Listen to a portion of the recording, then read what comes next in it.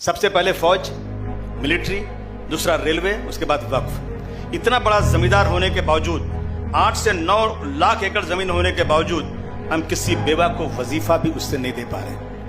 अब बेहतर मैनेजमेंट के नाम पर बीजेपी इसमें डाका डालने की कोशिश कर रही है। बेहतर मैनेजमेंट और मुसलमानों के लिए, और बीजेपी, ये तो कोई सोच ही नहीं सकता है। बीजेपी का दखल आना मतलब मुसलमानों के लिए कोई तकलीफ शुदा बात होने ये पक्की बात है।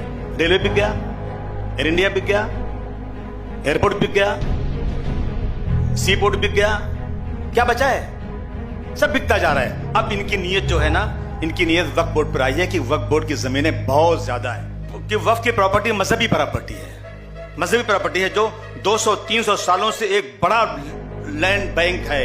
ये 9 लाख एकड़ जमीन कोई चोरी और डाका डाल के नहीं दी गई है। ये 9 लाख जमीन लोगों ने अपनी वक्फ बोर्ड को दिया है, जो साहिब हैसियत थे।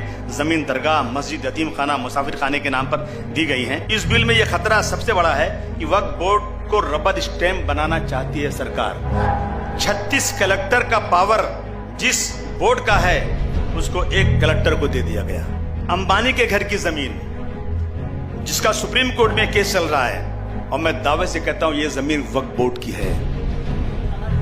जी, इस जमीन पर सर इब्राहिम भाई, करीम भाई खोजा यतीम खाना था। यतीम खाना 1930 में वक्फ बोर्ड की इंक्वायरी हुई, वक्फ की लिस्ट में शामिल है यह यतीम खाना जो 1910 में बना था। मैंने तो कहा था उस दिन, ये बिल्डिंग गिर तो नहीं सकती, लेकिन वक्फ बोर्ड के लीजी बनाओ इसको, वक्फ बोर्ड से लीज पर जगह लें। वो अब एक ही हल है कि अंबानी वक्फ बोर्ड के पास आए और कहें कि भाई ये जमीन आपकी है, मुझे इसको लीज पर दे दो, उसका लीज का भाड़ा हो जाए, दूसरा कोई रास्ता नहीं है। लेकिन ये भी सरकार करना नहीं चाहती। वक्फ का कानून यह है कि जमीन हमेशा वक्फ की रहेगी। कल किसी मस्जिद, दरगाह को कलेक्टर, किसी का घर, मौलाना साहब ने कहा किसी का घर कह देंगे ना, तो कलेक्टर साहब की बात ही मानी जाएगी। अहमदनगर में गया था, यकीन मानिए, एक मस्जिद है, पूरा मीनारा है उस पर। मैंने पार्लियामेंट में उठाया था, आज तक चिल्ला रहा हूं, अभी तक कुछ हुआ नहीं है। पूरा मीनारा है, उस मस्जिद में पुलिस स्टेशन चल रहा है, बगल में मस्जिद में कलेक्टर ऑफिस चल रहा है, सरकारी दफ्तर चल रहे हैं। जब कलेक्टर को यह फैसला करना होगा तो ये उसको वक्फ बोर्ड को मानेगा नहीं, ये कहेगा कि ये जगह किसी और की है। कलेक्टर राज में लंगड़ा लूला वक्फ बोर्ड बनने वाला है। मगर मैं मुबारकबाद देना चाहता हूं कि घमंड टूट गया। 10 साल में पहला बिल वापस गया है। पहला बिल 400 पार कहने वाले 240 पर आ गए।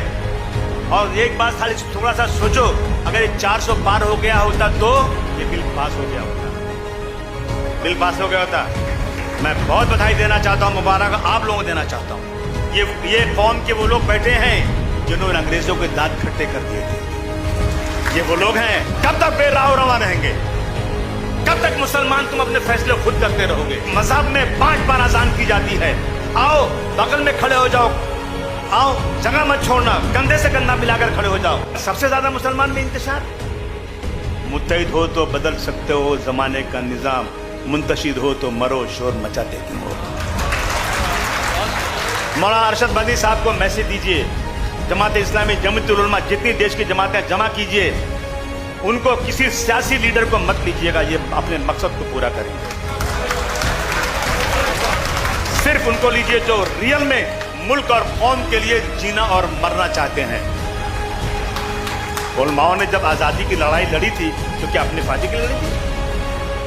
जब दिल्ली से लेकर अमृतसर के दोनों सड़कों पर जितने दरख्त थे, इनको शहीद करके इनकी लाशों को लटका दिया गया था, तो क्या अपने फायदे के लिए किया था? आगे आइए, कौम को बचाइए। और इंशाअल्लाह ये जमीन अल्लाह की है, अल्लाह की ही रहेगी।